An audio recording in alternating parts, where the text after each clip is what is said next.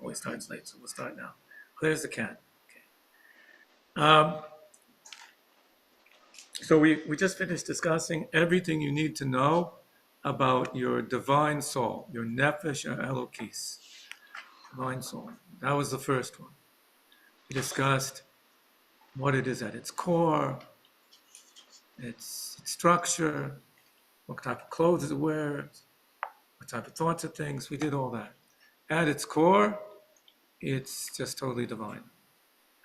Like I said, it's a part of God, so to speak. Mamish.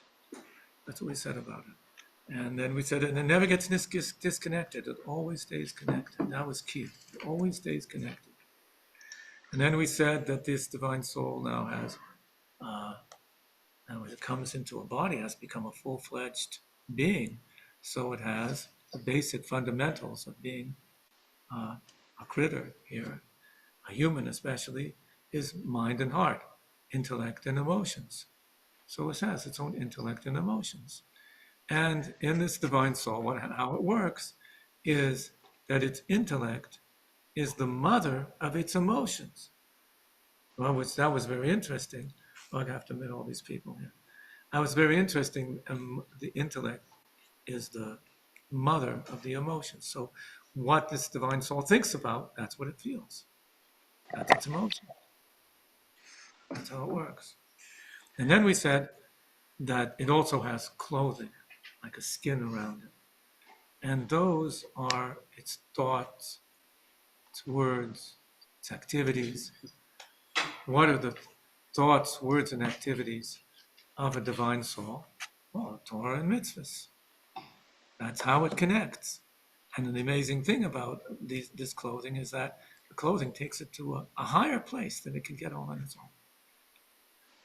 So that's its interface, we said. It's its interface with its origin through the words of Torah and the activities of mitzvahs.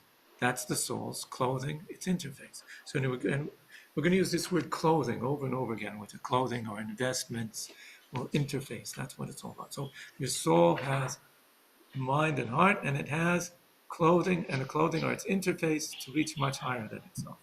And it also has another way of reaching much higher itself and coming into communion with God through learning Torah. Because learning, we said, is all about becoming one with something. That's what learning is. You're fusing something, integrating something into yourself, totally integrating and becoming one with that material. So a person learns Torah, it's a tremendous union of the soul with God.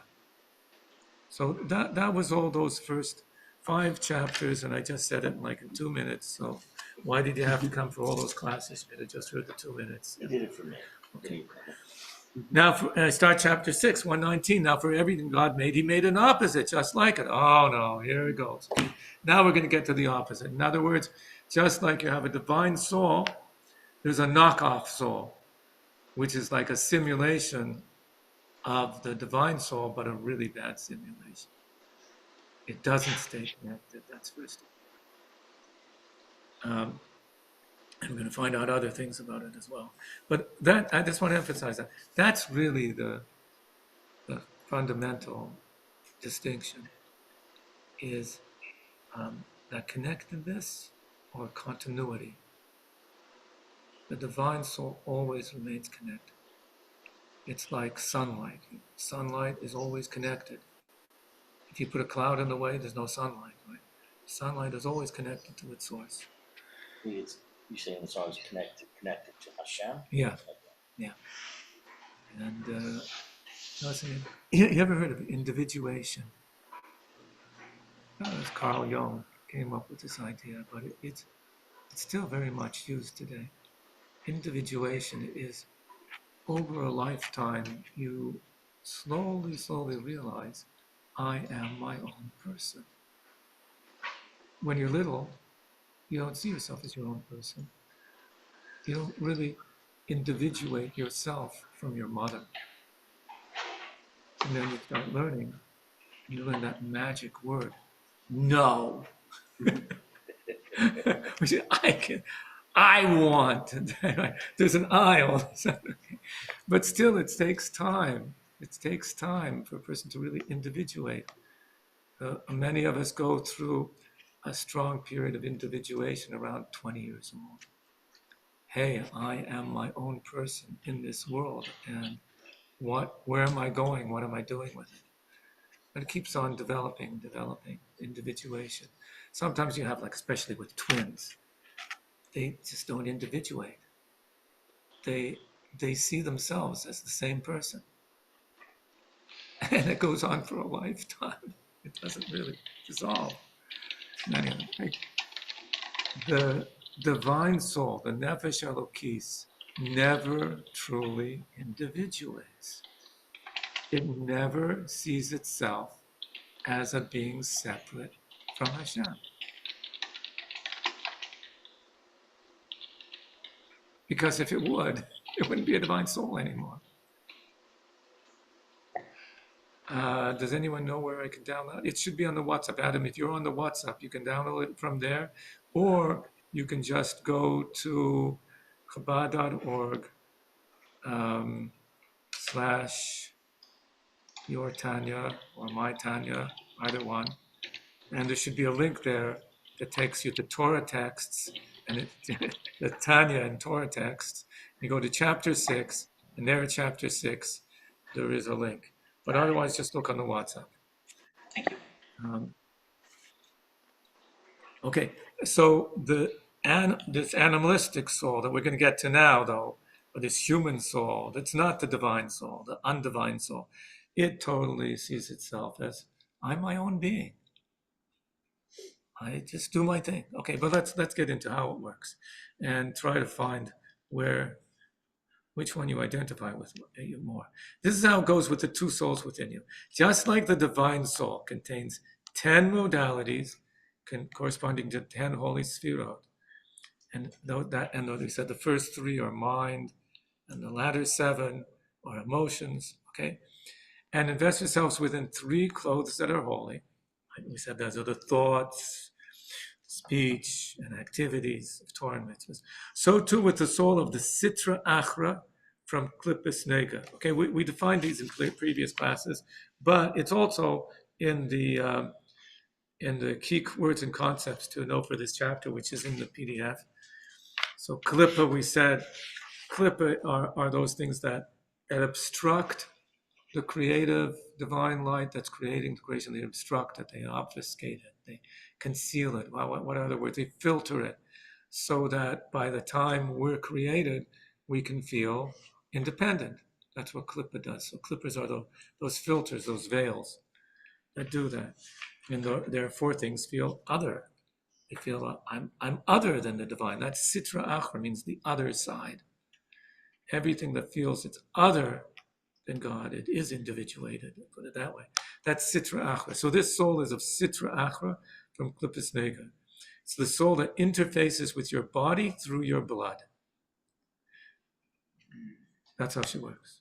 Question. Yeah. Could there be anything positive from like the negative? So like, for example, you brought up light. So like the duality of light's darkness, like could there be a positivity of darkness? Could there be a positivity of like the Klippa or the Sitra Achra? Yeah. There's plenty. There's plenty of that. Otherwise, why would God create a world? A world is created through concealment. When you create a world, you make it feel independent. Otherwise, it's not going to be a true creation unless you conceal yourself. Just like you wouldn't put on a puppet show when everybody's seeing your hands. Transparent puppets doesn't work, right? So there has to be that fourth wall where the creator is hiding himself from his creation, making himself as though this is something real. So there has to be that. And then you can have the whole story. Oh, like a test. It's not just a test, it's creating a platform, a stage on which the world can happen. Or put it this way, Klippa literally means a shell. Are shells good or bad? I would think they're good, protective. Protective, right. But did you ever eat a pineapple without taking off the... Right. Try a walnut, Yeah. avocado. The best fruits need to be peeled. What you don't want is when the peel or the rind or the shell, as particularly, or the husk, gets mixed in with the fruit. And every time you bite, that's what you really don't want. Oh, Hello. Hi. That makes sense. we knew you were coming. But we started anyway. I knew you would be here. Okay. Thank you. It was a bit of a late notice. So put it this way, why do things need a peel or a husk or so on? Right. It's everything does. Like birds and reptiles have an egg, right? And insects too. So there's an eggshell around them. And what happens with mammals? They're inside whatchamacallit? The embryo is inside the womb, but they're inside the uterus, the sac. What do you call the sac? Embryonic sac. The embryonic sac, right? And the seeds, you plant seeds. You have to plant them under the ground. And they also have a shell around them. So, in terms of the specific klipa, Yeah. is it something that we want to try to get rid of, or is it something we just want to try to use appropriately So or get through? yeah, so that embryonic sac was very, very protective and useful for you when you're inside your mother's womb. You don't want it back now. Right? The same thing when you were being raised. The parents probably provided you a lot of security and protection and so on. You don't want that now. Uh-huh. And you'll see that there are plenty of people who walk around with their shell all the time. What happens if you shatter their shell? You could destroy them. So you slowly get them to feel an inner strength that they don't need that shell anymore. It's a big issue today because we need a lot of that shell when we're developing. And social media has ripped that shell away from adolescents, particularly adolescent girls, which means we don't have that shell, you can't develop. You can't establish a sense of self. Basically, what the shell is all about, it's counter to entropy. That's what it's doing. The shell counters entropy. As long as you're just part of everything else, you become everything else. In order for you to become your own individual, there has to be some sort of membrane between you and the rest of the world. So now you've been isolated and you can become your own being. Once you become your own being, you've established that, then you can get rid of the shell. Well, yeah, that's what I'm wondering. Is now as fully developed adults, is the klipa something we want to get rid of? So the clip is first of all the clip of the whole world. The world, when it was first created, was created in a way that if you were just there at the initial point of creation, as soon as the world was created and looked around, you would think that the world had always been here. You wouldn't think this world has just been created, because it was created in such a way that you can't see the creator. Why? Because if you see the creator, you wouldn't see the creation. You'd see it's just something the creator is doing. It wouldn't be a creation. God wants a creation, so he has to conceal himself. Just like the puppet shows. Well, all sorts of examples. So then the world develops in this way. It doesn't work so well, but it needs to establish its identity until after 2,448 years of this world being around. Oh, now we can introduce Torah into it. Now we can start pulling away that shell. So the shell has its purpose. And then at a certain point, we say, okay, we don't need the shell. We start ripping away at the shell. We can't just shatter the shell all at once. Slowly, what we'll do is, take the good points of it, put everything in place, and then we end up with a world without the shell. That's what we're working on now. So in a person, a person has this nefesh, this animalistic, vital soul, all these different names. We'll get to that soon. So it's a product of this klipa. That's what it's all about. Let's just skip ahead to diagram at the bottom of page 123. I don't know if it's exactly the same there as it is. Yeah, pretty much so. And you see, it's kind of subtle, but this is to show you the difference between the divine soul and this primal human soul. And just looking at the diagram, what would you say is the difference? Okay, I'll give you a hint. I don't think the artist did this so well. That stuff coming down, that's supposed to be light. What can I do? It's light coming down. So there's light coming down, like a spotlight type of thing. Okay, there's a spotlight coming down. What's the difference between the two souls? Do you see? One is white and one is. Yeah. So in one, the light is entering inside, and those sphirot inside, the emotions, intellect, all of that is illuminated from it. Whereas with this other soul, there's this shell around him, and these sphirot inside are just totally independent, totally blocked off, all on their own. So that's the difference between the two. One is within the shell, and one doesn't have that shell. It's just luminous. Okay, you can go back to 119.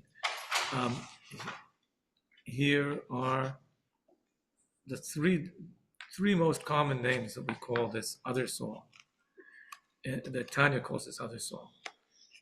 Nefesh achienis means the vital soul. Makes you a functioning living being. So you need it. Your divine soul can't give life directly to the body. They're too far apart. So it has to do it through this nefesh achienis, life soul. That's what it does. Keeps you alive. Then we also call the nefesh of sitra achra and klippa. Why? Because you assert yourself as a distinct entity. Your sense of somethingness obstructs the reality of God's presence. See how he cleverly illustrated that? Obstructing. See the obstructing? Don't tell the artist if you didn't. He's got a shadow there behind him. That's the point, the shadow. Okay, and then we also call it nefesh habamis. That's probably the most common term, an animalistic soul. Why? Because your emotions and desires are self-centered, as with every animal that seeks its own survival. That's how you work. You're not going to survive in this world if you don't seek your own, if you're not self-centered. If you don't think like, first and foremost, I have to survive. If you're not thinking in those terms, how are you going to survive? Once you've got that down and matured and got it straight, you can go on with everything else. But if you start off in this world that, I don't need to survive, like put on your mask before you put on the child's mask, that type of thing. So you have to have that. That's what it's about. Okay, but we have to get to it. Okay, you've got that down. We understand. Now, we want you to know there are other people in this world besides you. They also want to survive. Okay. Hopefully, we get you to realize that before you're 40 years old. Okay, so let's see how he describes it here. So he says that this soul interfaces with your body through your blood. I guess the divine soul is more through your nerves. This is the interfacing. In other words, when we say it's in the blood, we don't mean there's like pieces of nefesh floating around in your blood. But that's its interface with the body. It's spiritual. It needs some way to relate to the body. So that's through the blood. So, and she consists of 10 modalities of her own that are tameh, corresponding to 10 crowns of tuma. Now, tameh and tuma is also there in the keywords and concepts. And we had a long debate about whether we should translate this as ritual impurity or purity, and we decided no. I think it was 2 to 1 with one neutral. Okay, so we decided it's just tuma and tameh. So tuma tonight's a biblical term often translated as ritual impurity, and Allah ascribes it the properties of a non-physical, sentient energy field. In the Zohar, tuma is a force that occupies any void of holiness. If it's not holy, there's tuma there, and especially if there was holiness there, and that holiness is now gone, then there's a lot of tuma. Tumah is strongly related to klippa and sitra achra, because where there's klippa, tumah results. So that's what tumah is over here. So any void is going to be this tumah there. And getting rid of tumah is a problem. That's about the reason, by the way. If you have mezuzahs in your home, and then you sell your house to a Jew who's going to be moving in, you don't take down your mezuzahs. Because they say the halacha is you cannot take down your mezuzahs. You have to make an agreement with the person. As soon as your mezuzahs come off, you come on, whatever. Because as soon as you take them off, there's a vacuum. There used to be kedusha here. Now there isn't. So it's considered a sakana. It's dangerous. Well, other things like that. That's why when you wake up in the morning, you wash your hands. And halach is, if you have a Jewish cook come to your house, you have to ask, did you wash your hands? If they're not Jewish, they don't have to wash their hands. But the Jew has kedusha, you have to wash the hands. Okay, so there's tumah. So that's what these emotions, intelligence, because they block kedusha. So therefore, there's tumah. So okay, let's describe them. These 10 modalities are sheva midas ra, and I consistently translate ra as bad, even though I had a whole introduction explaining that it's not the bad that you think is bad, but I don't have any other word for it. It's negative, not so nice, unliked. I don't know what I'm going to put, so I just put bad. Okay, but bad means basically it's a lie, in that it asserts I am because I am, as opposed to saying I'm just divine light. And everything is just divine light. So if something says I'm not divine light, I'm a thing. Oh, that's bad. Are you bad, like sinister, evil, bad, destructive? No, I'm just being a thing. That's how it is created to be. Okay, but we got to fix that. In other words, it's something that needs to be fixed. It's called bad. So that's its emotions. They emerge from the 4 bad elements: fire, air, wind, water, and earth. What's bad about them? You say, I just am. Oh, that's bad. What do you mean bad? Like, you mean bad? It's not divine. Okay. So it has its 7 emotions, and then the intellect that gives birth to them, which is same turn, gives birth to them, which is divided into 3, chachma, bin, and dat. These 3 form the wellspring of the emotions. Now look at this, okay. In what way are they a wellspring? In the sense that they act as a sort of funnel for the soul's emotions. As a result, our emotions emerge as big or as small as our mental scope permits. Okay, so what's key over here? I put a little chart here on page 121. Take a look. Comparative anatomy of your 2 souls. I wish I had a chart, but the artist has to work on this. So, but this is just quoting the lines from chapter 3 that describing the divine soul's mind and emotions, comparing them to the description here in chapter 6 of this primal human soul's mind and emotions. It's very revealing, very revealing. Talk about what is the relationship between your intellect and emotions. So with the divine soul, it says the 10 faculties of the soul are divided into 2 categories: intelligence and emotions. Intelligence comes first, comprises chachma v'indat. The emotions are love of God, awe and reverence towards Him, a drive to glorify and praise Him, as well as others along the same lines. Okay, that's the divine soul. With the primal human soul over here, these 10 modalities are, I should have said, they're supposed to say modalities. Okay, 7 bad emotions. See that? What just happened? So that's the first difference. See what just happened? Which one gets mentioned first? See? Oh, emotions, not intellect. Right. By the divine soul, intellect got mentioned first. The emotions got mentioned first. And they emerge from the 4 bad elements. That's interesting. Oh, so why not say they emerge out of the intellect? Because right away you say, and the intellect that gives birth to them. So don't they emerge out of there? No, it sounds like just give birth to them. But they emerge from somewhere else. It's just the intellect gives birth to them. We're going to discuss what's the difference. How can it emerge from one place and be born from another? Again, then that the intellect is still divided into three things. And then it says these three form the wellspring. Okay? Wellspring. Not mothers, but wellspring. Okay, so you see some differences there. First of all, the divine soul, the mind precedes emotions. And the primal soul, the emotions precede the mind. Okay, the other thing it says in chapter 3, now that the reason Chachma, Bin, and Dat are called the mothers and the wellspring of the emotions is because emotions really are their children. So emotions of the divine soul are the children of its mind.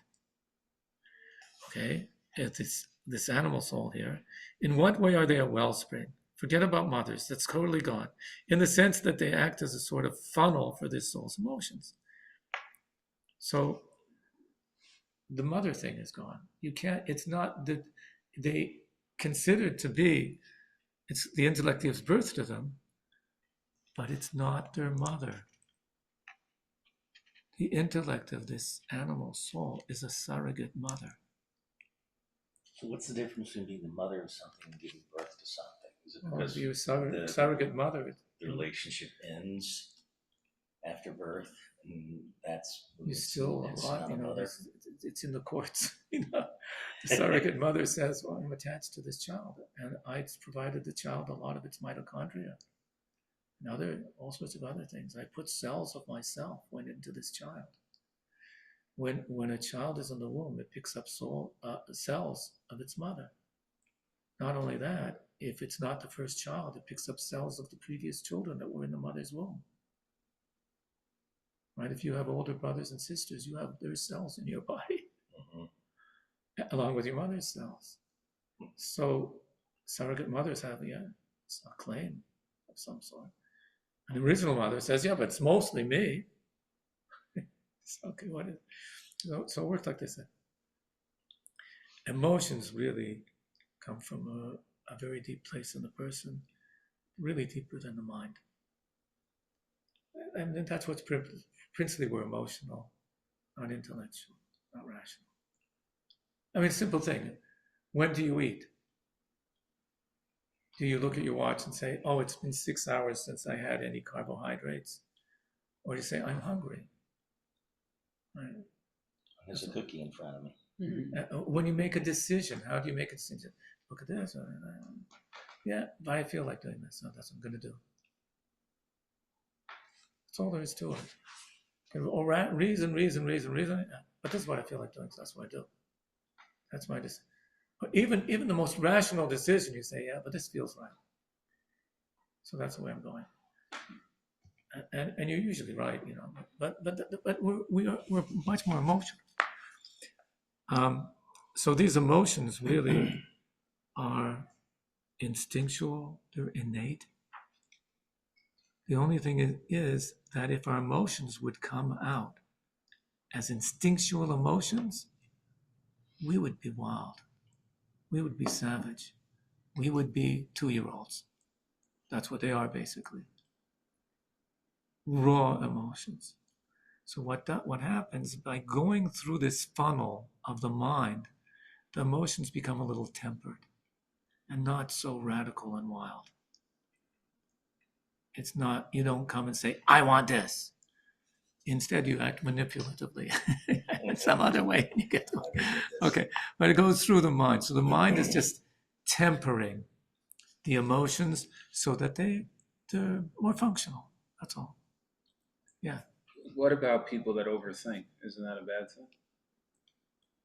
thing? So you know about the Damasio, like he's probably the most famous American neurologist, Damasio, Ernest, I think, Damasio. So his first great discovery was he had a patient. The only way to save this patient's life was by cutting off a certain part of his brain, which is in the brainstem and one of the key elements in emotions. So Damasio knew, if I cut this out, this man's not going to be able to feel emotion. So he set up a study. We're going to study what happens with him. So interesting. He had to go through some rehab, and then he went back to his home and his family, and he was able to function. And he's able to talk to people, and he's able to do those things. But everything, all of his social connections fell apart. But not because of his lack of emotion directly. It's because he was totally indecisive. He couldn't make up his mind about anything. What would you like for dinner?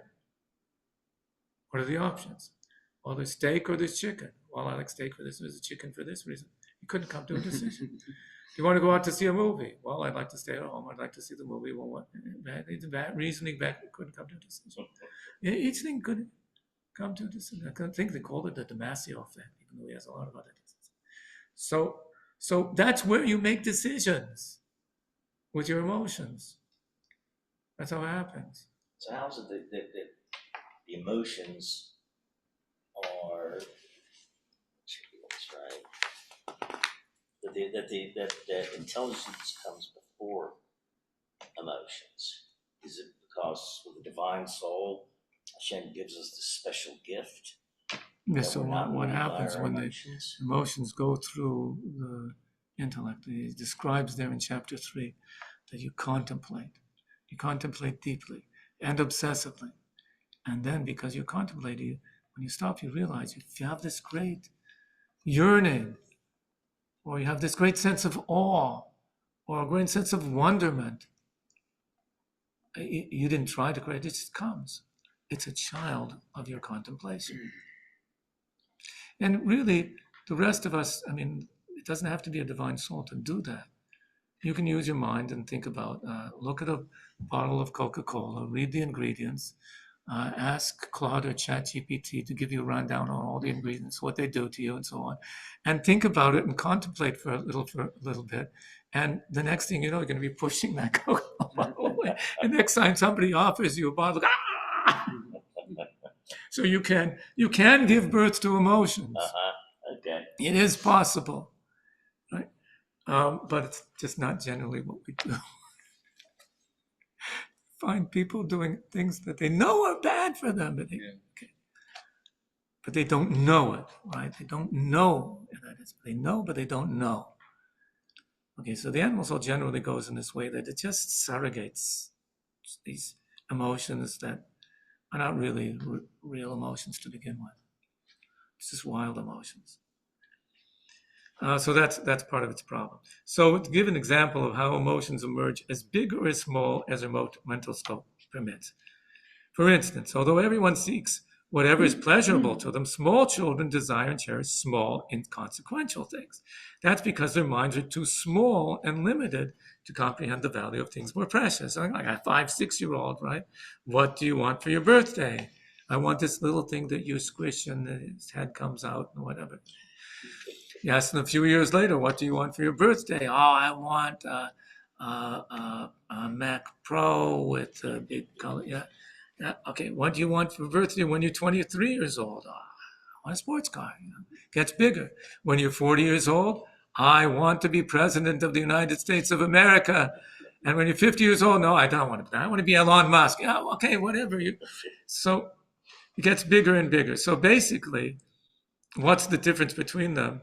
They're all the same emotion. I want. But what do you want? How big is this thing you want? That depends on your mind. That's all the mind did was give you a bigger scope. So you learned more, so you could want bigger things. Like if you're a barbarian, if you're a Han, Mongol, you want to go and conquer more land so you have more pasture for your herd. But if you're an educated barbarian, then you want to blow the whole world up. So you can be the only dictator if you're left. Okay. So that's all it is. Just make summary, small minds desire small things, bigger minds desire bigger things. In either case, the dynamic is the same. Emotions dominate, and the mind acts more as a servant than as a parent. That's the point. Yeah. When it says there as well, they lose their temper, get upset over any minor. Who are they? People who have The children. Oh, It's interesting you asked that because alright. Yeah, because I didn't read the Hebrew. That's interesting. Yes, it shows that we have to carry over the explicit subject to the next paragraph. No, if I read the Hebrew, I would. Yeah, but I'm not expecting you to read the Hebrew. Right. Put it there for cosmetic purpose. Okay, interesting. Okay, lots of reading over there. You can read it. Wait, Rabbi. Yeah. So I don't get it. So the small minds want more material things, but then what do big minds want? Basically, the wanting is the same. Give me something that will make me feel big and powerful. That's what. But so the emotion is basically that's the animals. The animistic soul. So the emotion is the same emotion, desire. That's all. But what do you desire? That's up to the mind. Even what's. So it could be the same thing with anger, right? A small child has anger, an adolescent has anger, an adult has anger. They all have anger. But what are you angry about? What angers you? That's up to the mind. And the same thing with every other emotion. But what if you put it in the positive? So you take a positive emotion with the divine soul. Does that is the higher calling? No, this is with the animistic soul. Okay. The divine soul thinks about something when it comes to the emotion. The animalistic soul has this emotion, but the emotion has to go through a funnel, which generally goes through this funnel.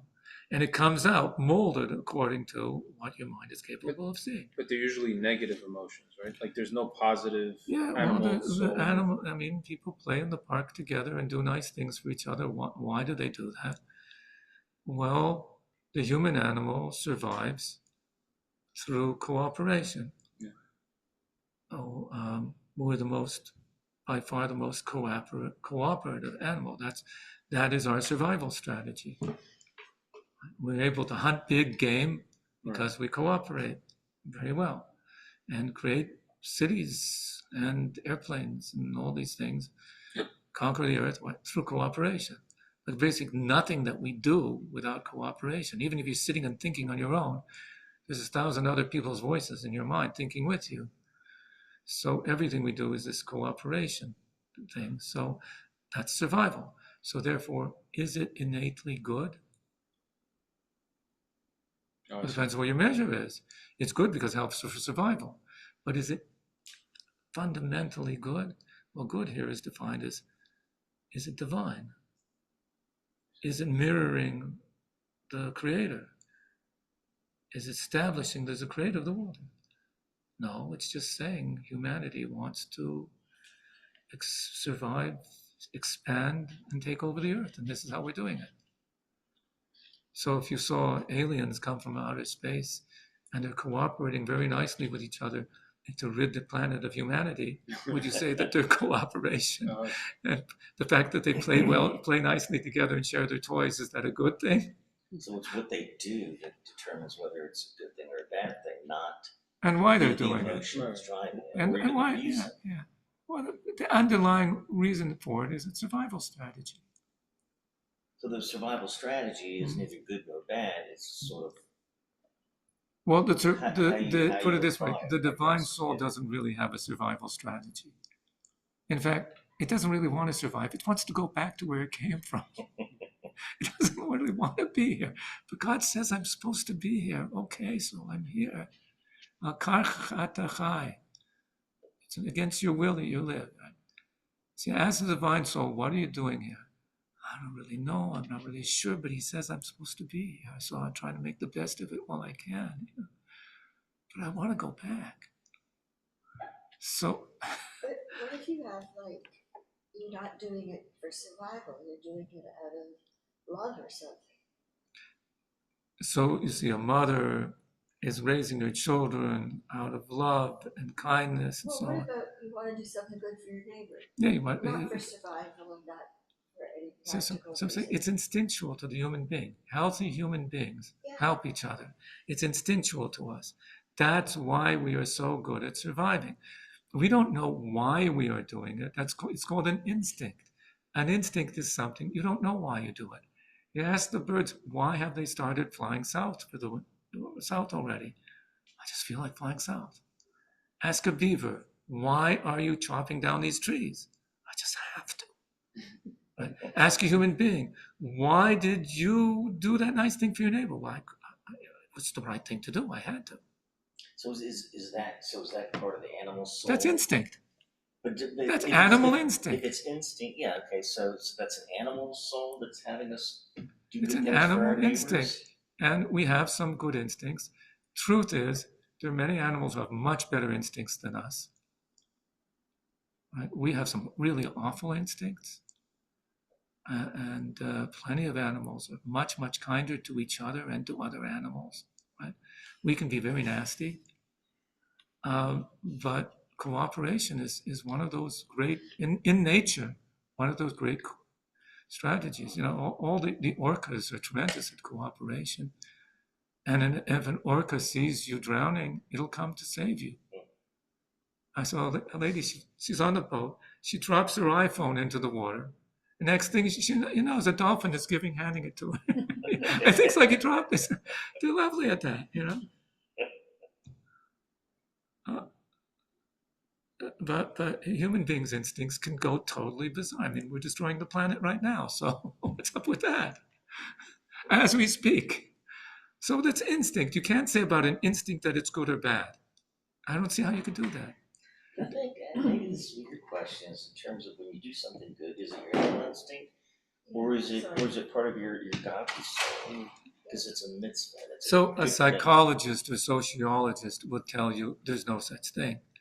Everything has some, like, why you're doing. Ultimately, it's to avoid pain or to gain pleasure. That's it. Can't be anything else. It's instinct. It's or evolutionists will say it's a survival strategy. That's it. Okay. But we assert that no, there are things. You have a divine soul, and the divine soul does things not for its own survival, not out of any instinct that's helping itself or anything. It's doing this. Why? Well, that's what God wants me to do, so I have to do it. That's all. Is it helping you, benefiting you in any? No. Like take Avram Avinu. Avram, why are you feeding these people? Why are you having so many people here? What is that helping you? So a cynic would say, well, Avram is doing this because he has a cause. And he's going to turn everybody around, and they're all going to join his cause. And so they're going to join his cause.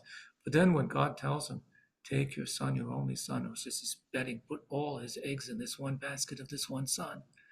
Take him and offer him for an offering. Well, God says I have to do it. That's totally defeating, self-defeating. God was demonstrating that Avram was not acting out of instinct, survival, any of those things. He was doing because God says. And anytime, Jews classically have been martyrs in instances where they could have much better survived by saying, okay, we'll bow down. What's the big deal? He said, no, we're not going to. So that's not instinct. There's no survival mechanism behind that. It's just divine soul. I can't do that.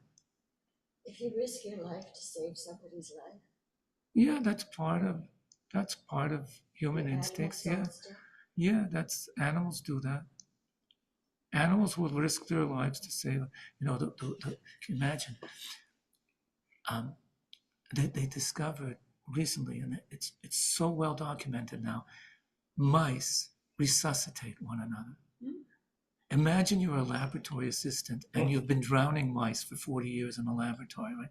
And then you watch one of these videos. What they inoculate a mouse so that he's lying there unconscious, and then another mouse comes by and sees this mouse unconscious, grabs its tongue by its teeth, pulls out its tongue, and then starts resuscitating it. Wow, like breathing, Yeah, they pull out the tongue so that the throat's not blocked, and then resuscitate. Do they know to do it to the beat of staying No, they don't do alive? that, but they do all sorts of things. They do the massage stuff, and then resuscitate until the other mouse starts moving, and it's okay. And then, so, and there are plenty of animals. You can watch even like wild beasts. You can see lions who will risk their life to save another lion. put themselves there in the middle of all the hyenas and risk their lives to save another one. But that doesn't seem to fit into a survivalist instinct. Yeah, it's pack survival. It's survival, it's survival of a species. Okay. I remember I had a friend who he had two birds. One was a smarter bird, one not so smart.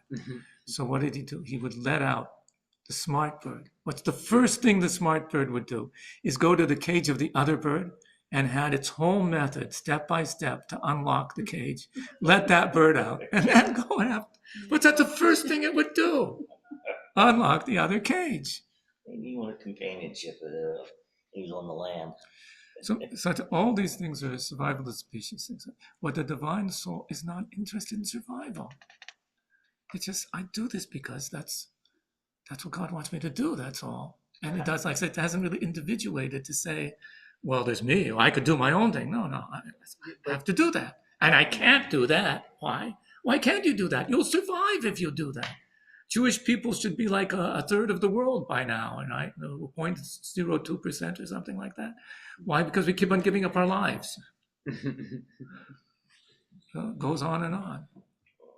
Yeah, but the whole point of what Toba is saying, like individuality, but by like sacrificing and helping other people, like aren't we like connecting? And like if we all have divine souls, if we're helping another divine soul, like someone that has part of a divine soul, aren't we connecting? So if you're helping like someone that also has a divine soul, aren't you kind of doing something? Yeah, so look, whenever you're helping somebody, you don't know. Whatever you do, you never know, why am I doing this? Yeah. You're helping somebody, you don't really know what your motives are. You can never say, I did that completely altruistically, because you don't know. It could be the Nebuchadnezzar thing. Like it could be Machiavellian, but you also did a good deed. Maybe everybody's watching, Yeah, for sure. or maybe I figure this guy will do a favor back to me, or maybe just because your mother taught you to do that, whatever. So you don't know. And you can never look empirically and figure out. Right? That was the whole point of the Akeda, was really undeniable that this is either total, as long as you accept that he was not insane, Chas v'shalom, what he did at that point has no explanation to it. No rational explanation why a person would do that. There's no instinct, there's no survival, there's nothing, no gain to be done. What about Yirat Hashem? Maybe he did it because he feared if he didn't, then Hashem would punish him and do something bad to him. What could be worse than losing his son? Uh-huh. There's no punishment worse. What could God do to him? Mm-hmm. He just invested all these years of his life, 100 years of his life, into convincing everybody not to do this. And invested because his son will carry this on. And there isn't anybody else who can. And I get rid of that. Couldn't be anything worse for him. Mm-hmm. And when he's going, he can't see any way out of this. He can't see. If you would ask him, can you see any way? Abe, can you see any way that this could come out good in the end? Absolutely not. Mm-hmm. The last thing that would enter his mind is, wait, God didn't say actually to sacrifice. He just said to bring him up. He couldn't imagine that one. So why was human sacrifice so common then? Especially, weren't people sacrificing their own children? Yeah, that you have to ask an anthropologist. Like, why? What is the social, the evolutionary advantage to child sacrifice? It's bizarre. I talked with an Italian historian. He had done a very interesting study comparing infant mortality in Venice, between the city of Venice and the ghetto, the Jewish ghetto, because the records going back hundreds of years. And basically, everywhere in the world, infant mortality amongst Jews is much lower than the rest of the population. In some countries, up to 80% difference. So in Venice, basically, the living much more crowded, but the same standard of living, I think, but so many more Jewish children are surviving than non-Jewish children. So, partly attributed to sanitation, but the quarters were very crowded. Partly attributed to the type of food that they had, cleanliness in the kitchen. But he said a lot of it was that not just not valuing the child, but the Italian mother saw her dead child as a kind of an angel. It's like the, So that's in kind of child Islamic, sacrifice type of thing. jihadist world. Yeah, kind of an angel. It wasn't such a tragedy. It's an angel. Yikes. So I don't know, but it's a good question for evolutionary sociologists to ask them why, where does that come from? Okay. We've got a little more time, so we'll go a little further here. So the soul's clothing. Now we talked about its mind and emotions. We get straight into its clothing. Clothing, remember, investments or interface. Why do you call it clothing? When you're doing something, thought, speech, and action in every other book, and we're talking Jewish books, it's called hanhaga, or behavior. And for the anomaly of Tanya is the word behavior doesn't appear once. Never wants to use that word behavior. I keep on thinking and pondering why? Why is that? But I think the major reason is behavior means I did something. So it happened. I read something, I scrolled down through something, I thought, it happened. Clothing means you're still wearing it. You invested yourself in it. It's still there. You're not going to get rid of it. Why? Because whatever you did is, your clothing is driven from your emotions. The clothing to your emotions. Whatever you did, you were emotionally invested in it. If you're not emotionally invested in it, you can't do it. So you put something of yourself in there. You can say, no, it was just cold. I was just, bored. So no. There must have been some pleasure from it or something that it was giving you emotionally. And so therefore you remain attached to it until you divest yourself of it. And divestment is 100 times more difficult than investment, especially emotional investment and divestment. So, like the college girl who goes for therapy because she's emotionally attached to all these guys. Well, she can't help it. That's just the way human beings work. Yeah, but the guys are not so into they want into another girl, but she's still emotionally attached. So everything you do, there's an attachment there. And the same thing happens with you watch a movie. So I watched the movie, it's over with. The whole movie is still surrounding you. And it will be there for the rest of your life. The divestment doesn't even mean getting rid of it. You don't get rid of it. The only thing you can do is reinterpret it, like sort of cut the fabric of your clothing and rearrange it in a nicer way somehow, put it in some context, but it's always going to be there. That's an investment. You can't watch TikTok videos and be watching them. Like the fact that you're pulled into these things means you're invested in it. Once you've invested, you're invested. You've got stock options in there and they're not letting you sell them. You're stuck with it. So that's why I think that's a principal reason. There are other reasons, like I said, it's an interface as well. But that's a principal reason it's called clothing. And we get to chapter 8, he talks about even when you leave this world, you take that clothing with you. And that can become problematic. But in this world as well, you're wearing this clothing and you're supposed to be receiving from above. But all this clothing is getting in the way. You can't get it. You can't get what you need to get because the clothing is getting in the way. That's basically what we say. He can't receive his brachas. He can't get good things. This person's bad things are happening in his life. Why? Well, from above are coming all sorts of brachas, but you put all this gunk in the way and it can't get through. You're not able to interface with it. You got a lousy interface. Doesn't that same clothing protect you? Yeah, you have good Bad clothing. stuff? Torah and mitzvahs, good deeds, do things, Shem Shemaim, meaningful, purposeful, things that have a higher purpose to them. Mhm. Those are healthy clothing. Mhm. That's like a nice suit that's flexible and Breathable. yeah, breathable. Yeah, Right. Waterproof but breathable. yeah, we like those ones. Yeah. What happens, like I like to think of David and Solomon. So, like, David does all these good things, and then he has that affair with Yeah. Bathsheba, and he sends Yeah. his best friend. Yeah. What's her name? Did I say it wrong? Bathsheba. Yeah, Bathsheba, and Yeah. he sends his best friend to be, killed. Yeah. So it's like he does all these great things, but then he does an awful thing. So Yeah.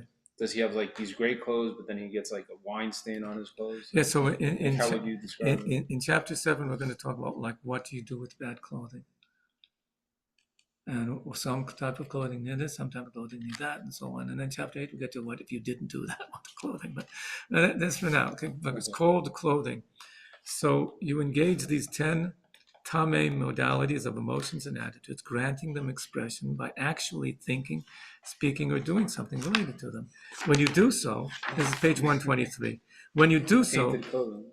yeah, when you do so, the thought process going on in your brain, the verbalizing of your mouth, or the activity you're doing with your hands and other limbs can be called the tainted clothes of these 10 tame modalities. In other words, your emotions now have clothing to them.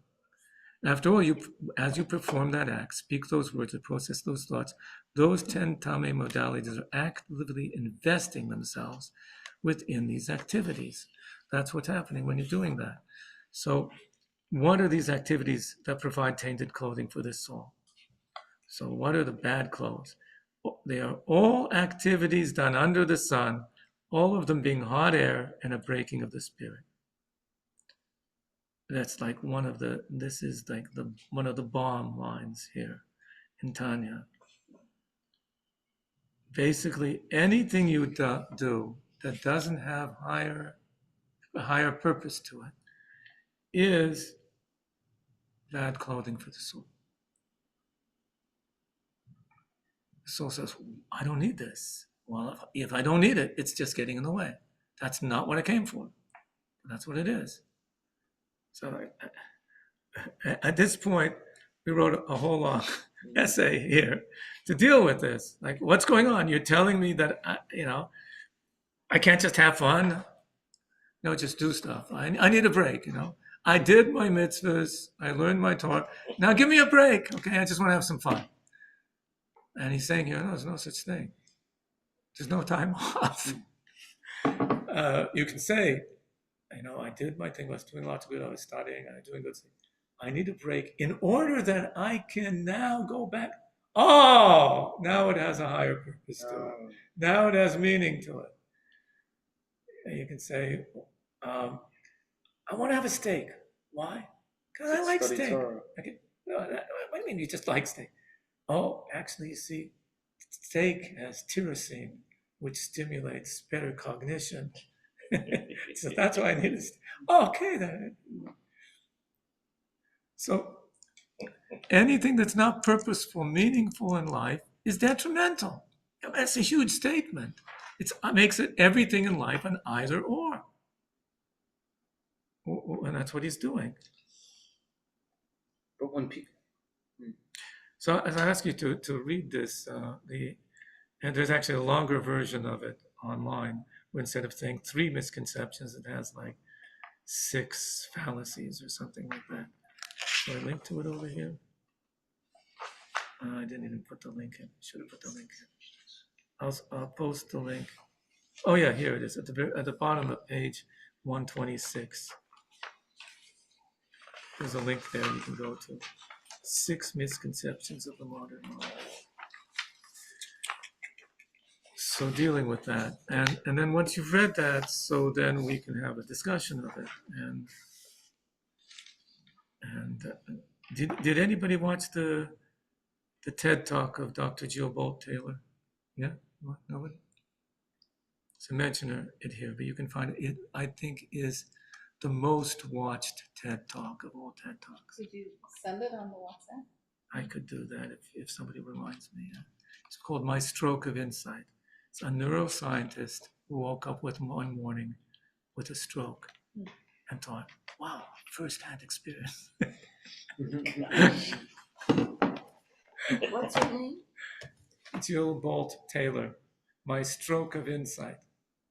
Okay, thank you everybody for coming. Yeah. God willing, see you here next week.